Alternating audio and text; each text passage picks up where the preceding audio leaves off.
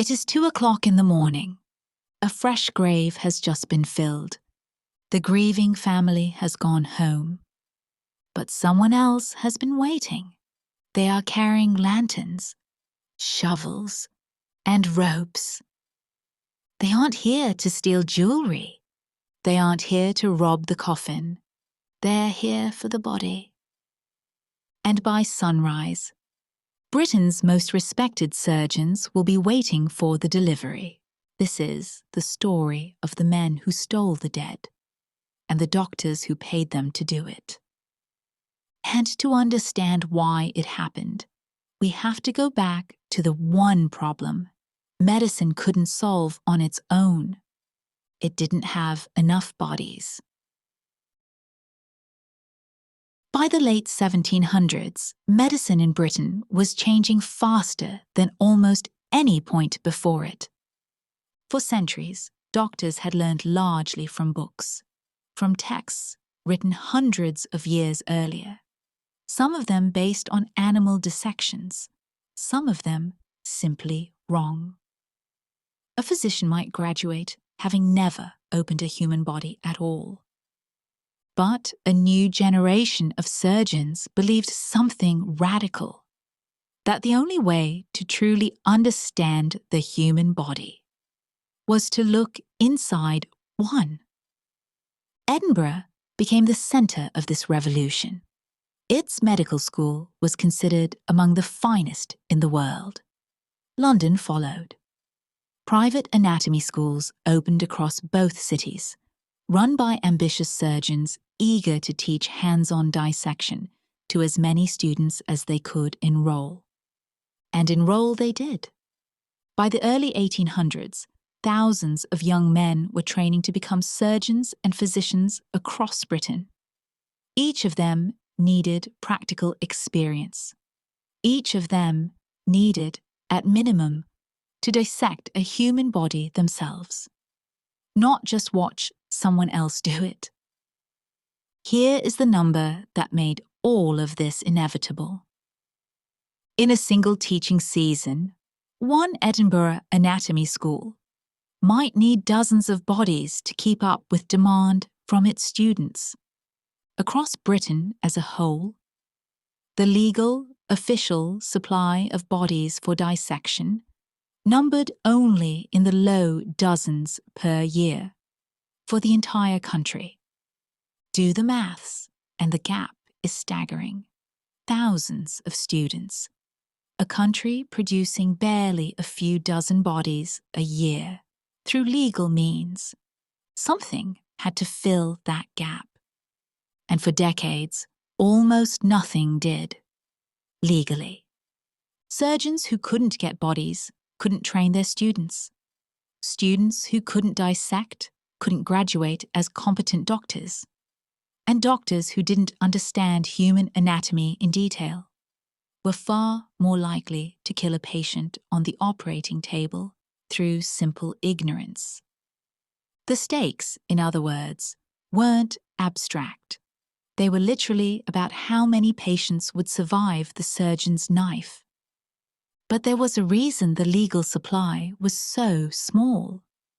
And that reason went all the way back to the law itself. To understand why bodies were so scarce, you need to understand where the law said they were allowed to come from in the first place. For most of the 18th century, there was only one legal source of cadavers for anatomical study in Britain: the bodies of executed murderers. In 1752, Parliament passed the Murder Act. Among its provisions, it allowed judges to sentence convicted murderers to something beyond execution itself: dissection, as an additional punishment. The idea was deliberate cruelty. Death was not enough. The body itself would be denied burial, and instead handed to surgeons to be cut open in public or semi-public demonstration. It was meant as a deterrent, a warning stitched into the fabric of the punishment itself. Commit murder, and even your corpse will suffer for it. But here's the problem nobody in Parliament seemed to reckon with. Executions for murder were relatively rare. Britain hanged people for many crimes: theft, forgery, even minor offences under the so-called Bloody Code. But murder convictions specifically, the only category eligible for dissection, numbered only a handful most years in any given city. A handful of legal bodies, thousands of students needing to learn anatomy, hospitals needing trained surgeons, an entire profession racing to modernize itself against a legal bottleneck that hadn't been designed with medicine in mind at all. It had been designed as a punishment. The law hadn't anticipated that anatomy would become essential to saving lives. It had only anticipated using dissection as a threat against criminals. And so, a gap opened between what medicine needed and what the law allowed. And into that gap stepped men willing to take enormous risks for a very particular kind of money. They called themselves, half in irony and half in something like pride, resurrection men. Because in a strange, dark way, that's exactly what they did. They dug the dead back up out of the earth. By the early 1800s, body snatching had stopped being an occasional, desperate act carried out by individual medical students short on options. It had become something closer to an organized trade, with its own routines, its own routes, its own unspoken rules, and its own price list. A single adult body, delivered fresh to the right anatomy school, could earn a resurrection man several times what a labourer might make in a week. For men often operating on the margins of respectable society, this was extraordinary money, enough to make the risk of arrest, or worse, feel worth taking. Their targets were usually the newest graves in a churchyard, burials from the past day or two, before decomposition made a body less useful and before the ground had settled and hardened. They worked at night, in small teams, usually 2 to 4 men. Some had once been grave diggers themselves, which gave them intimate knowledge of how a churchyard's soil behaved, how deep a coffin typically sat, how long it took loose earth to compact. They carried simple, almost crude tools, wooden shovels, quieter against stone and gravel than metal ones, ropes, sacking to wrap and carry a body discreetly, and sometimes a hooked implement to help drag the corpse free once the coffin was reached. They watched.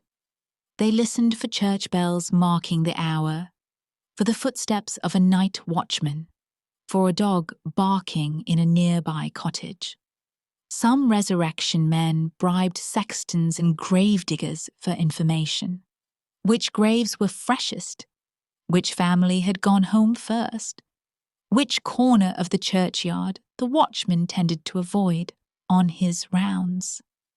And then, here is the detail that tends to stop people cold the first time they hear it. They didn't steal the coffin. They didn't take the shroud, the rings, or the burial clothes. They took only the body and left almost everything else exactly as it was. Why? Because of one of the strangest quirks in the history of English law. A dead body, under the law as it stood, was not legally considered property. You cannot be prosecuted for theft of something the law doesn't recognize as an item that can be owned. And a corpse, under a long legal tradition, stretching back through ecclesiastical law, fell into exactly that grey area. It wasn't anyone's possession, not the family's, not technically anyone's at all. Take the shroud, though, take a ring, a locket, the coffin itself, and suddenly you'd stolen actual property, something the courts absolutely would prosecute. So the resurrection men learned the loophole fast and exploited it methodically. Strip the body of nothing. Touch no possession.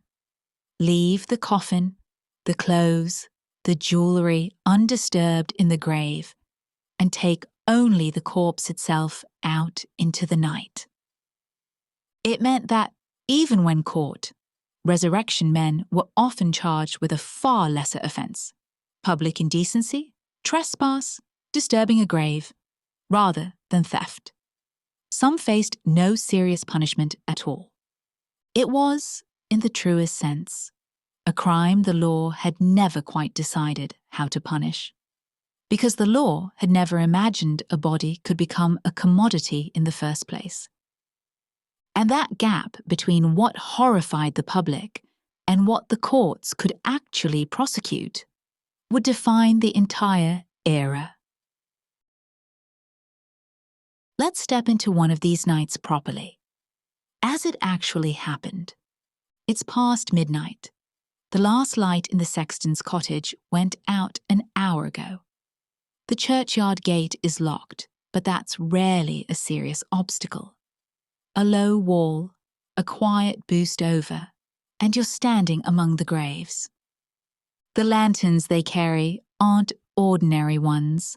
Some resurrection men used lanterns with hoods or shutters, letting out only a sliver of light, just enough to see the ground directly in front of them, not enough to be spotted from the road or a nearby window. They move along the rows without hurrying. Hurrying makes noise.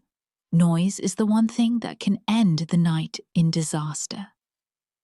They find the grave. It's easy enough to know which one. The soil is dark and loose, not yet settled and hardened by rain and time. A stone or marker may not even be placed yet. This burial happened only a day, maybe 2 days ago. One man stops, listens.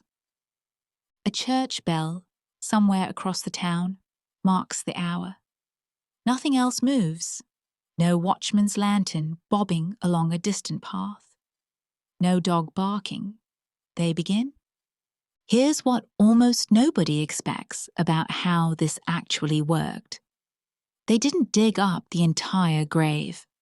Digging out a full 6-foot hole, coffin included, would take far too long and leave the ground looking obviously disturbed. A crater impossible to disguise before morning. Instead, they dug down at an angle, targeting only the head end of the coffin, working a narrower shaft rather than clearing the whole plot. Once they reached the coffin lid, they didn't lift it whole.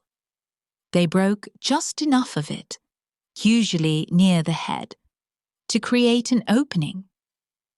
Then came the part that made Resurrection Man grimly, darkly literal. A rope, sometimes fitted with a hook or a simple noose-like loop, was passed down through the broken section of the lid and secured around the shoulders or under the arms of the body. Then, with careful, steady pressure, rather than a violent yank, the body was drawn up and out through that narrow opening. It sounds almost impossible when you first hear it described. But resurrection men became skilled at exactly this, extracting a body through a gap barely wider than the shoulders, without shattering the whole coffin or leaving the grave looking obviously torn open. The corpse was wrapped, sacking a sack, sometimes a specially made bag designed for exactly this purpose, and carried, low and fast, toward a waiting cart or hand barrow at the churchyard wall. And then, The final, almost eerie step. They filled the hole back in, carefully, replacing the same soil, tamping it down, sometimes even relaying turf or grass that had been carefully lifted and set aside before digging began. By the time the sun rose, the grave looked, to any casual glance, exactly as it had the evening before. No mound of extra earth, no obvious hole, nothing to alert a grieving family walking past that morning that the person they'd buried the day before was no longer there. Some families would only discover the truth weeks or months later, when a headstone was finally placed and the ground beneath it was found to have subtly sunk, or when rumor and gossip in a small town eventually connected a name to a missing corpse. By then, the body had already been dissected in a lecture theatre miles away. And it's exactly this, the violation happening invisibly, without confrontation, without a single broken window or forced door anyone could point to, that made body snatching so uniquely terrifying to the Victorian public. You could lock every door in your house. You could bar every window. You could not stop someone digging up your mother 3 streets away in the dead of night and putting the earth back exactly as they found it. Faced with a threat that left no trace, ordinary families responded the only way they could. They stopped trusting the ground to protect their dead and started guarding it themselves. Across Scotland in particular, families who could afford it began using mort safes, heavy iron cages, sometimes weighing hundreds of pounds, lowered directly over a coffin and locked in place. Some were simple grill-like frames bolted into stone. Others were elaborate, multi-layered iron constructions, specifically designed to defeat exactly the digging technique resurrection men relied on. The logic was straightforward. If you can't stop someone digging, make what they'd need to dig through far too heavy, far too slow, and far too loud to get past before dawn. Some communities went further and built mort houses, small stone buildings where a body would be kept under lock and guard for several weeks after death, until decomposition had progressed far enough that the corpse was no longer of any use to an anatomist. Only then would the family finally proceed with burial. Wealthier or larger parishes built watchtowers overlooking their cemeteries, employing paid watchmen to patrol through the night. In many communities, though, families simply couldn't afford to hire anyone, so they did it themselves. Relatives, sons, brothers, husbands, would take shifts sitting beside a fresh grave through the night, sometimes for a week or more after a burial, armed with nothing more than a lantern, a stick, and sheer determination not to let their loved one become someone's cargo. And in some of the more extreme cases, communities resorted to something far more dangerous. Spring guns, rigged with tripwires across a grave, designed to fire automatically at anyone who disturbed the ground at night. A booby trap intended for resurrection men, but obviously just as capable of maiming or killing anyone who stumbled into the churchyard for entirely innocent reasons. Think about what this tells us about the sheer scale of public fear. Families weren't just locking their doors more carefully. They were building iron cages over their mothers' graves. They were sitting up all night in freezing churchyards with sticks and lanterns. They were rigging lethal traps in consecrated ground. This wasn't paranoia.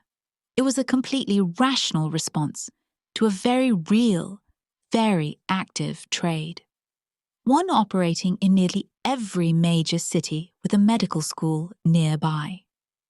But no amount of iron or watchmen or spring-loaded traps could fully solve the underlying problem. The demand for bodies hadn't gone away. If anything, as medical schools kept expanding, it was only getting worse. And that demand was about to push 2 men in Edinburgh to cross a line that even the resurrection men, for all their audacity, had never crossed.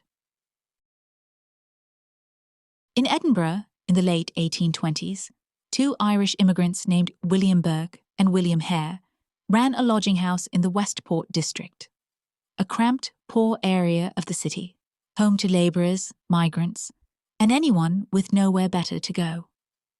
In late 1827, one of Hare's tenants, an elderly army pensioner, died owing rent. Rather than simply bury him and lose the money he was owed, Hare and Burke decided to sell the body instead. They took it to the University of Edinburgh, to the private anatomy rooms of a well-known and respected lecturer named Dr. Robert Knox. Knox paid them well, considerably more than the rent the dead man had owed. And in that transaction, Burke and Hare learned something that would change everything. Digging up a grave was slow, dangerous, physically exhausting work.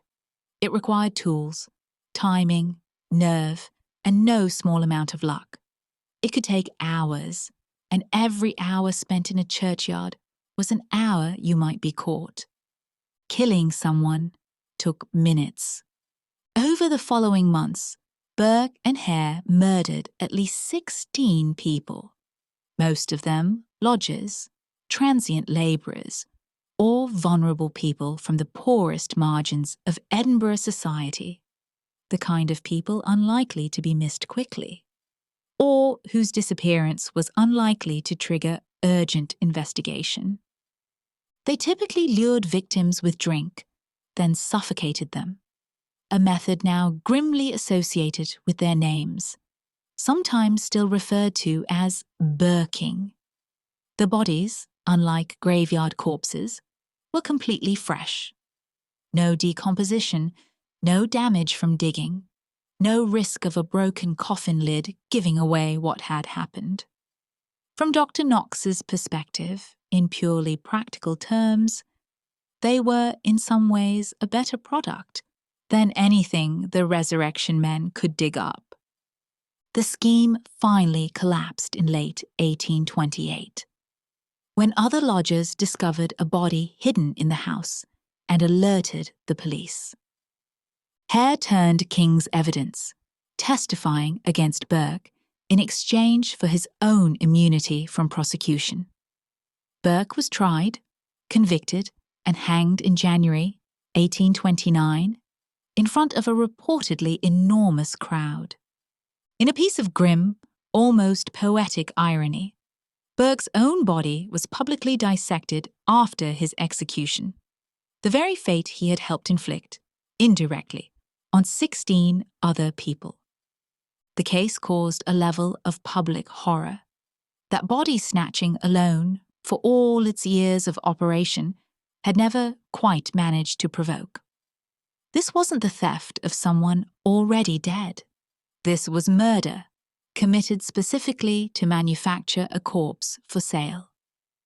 And crucially, Dr. Robert Knox, despite widespread public suspicion that he must have known, or at least strongly suspected, where these unusually fresh bodies were really coming from, was never criminally charged. His reputation, however, was destroyed for the rest of his life. The Burke and Hare case became the single most famous scandal of the entire Resurrection era, and the pressure it created on Parliament was impossible to ignore.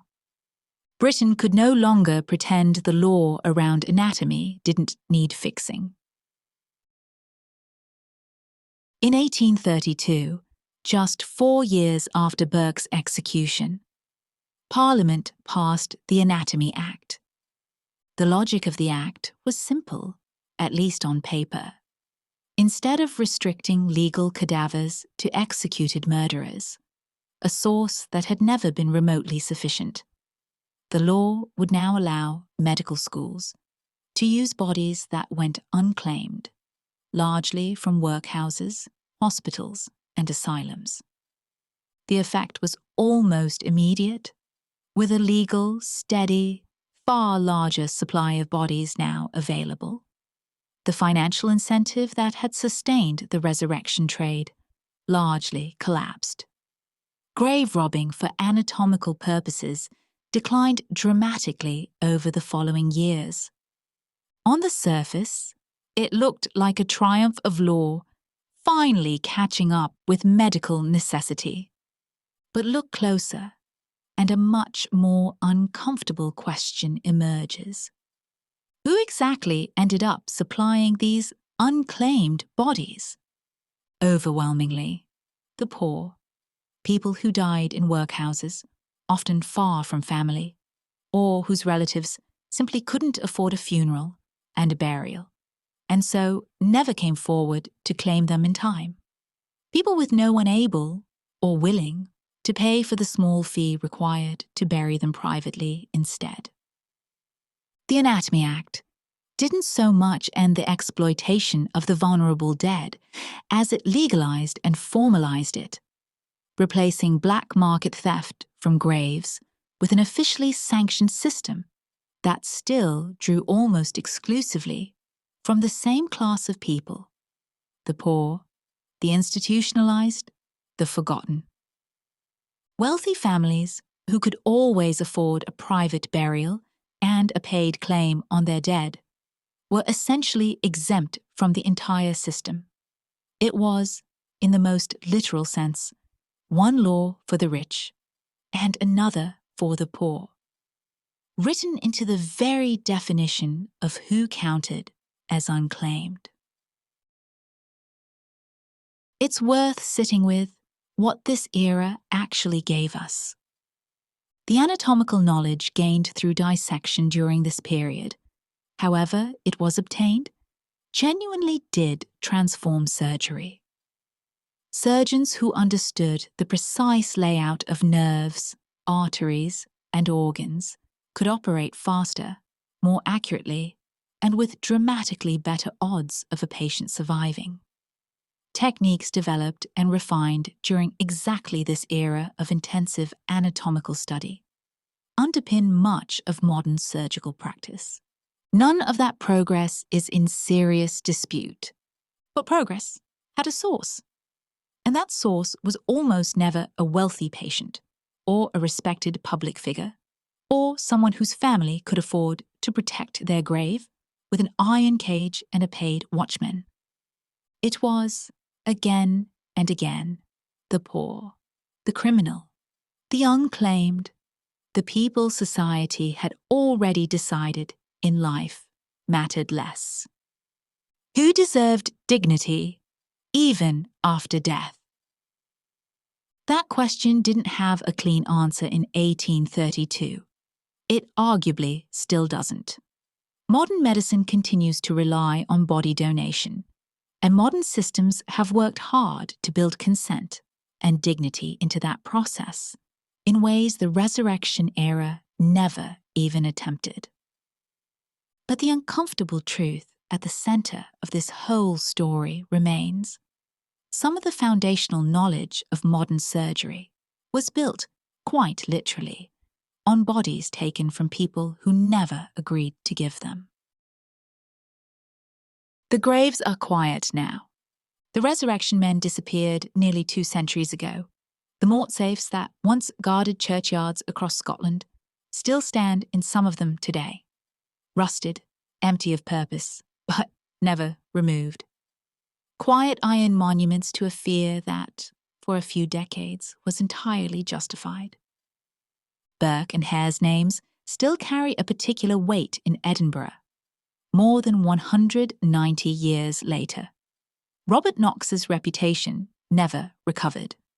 And the Anatomy Act of 1832, flawed as it was, remains in a direct legal lineage, part of the foundation modern body donation law is still built upon.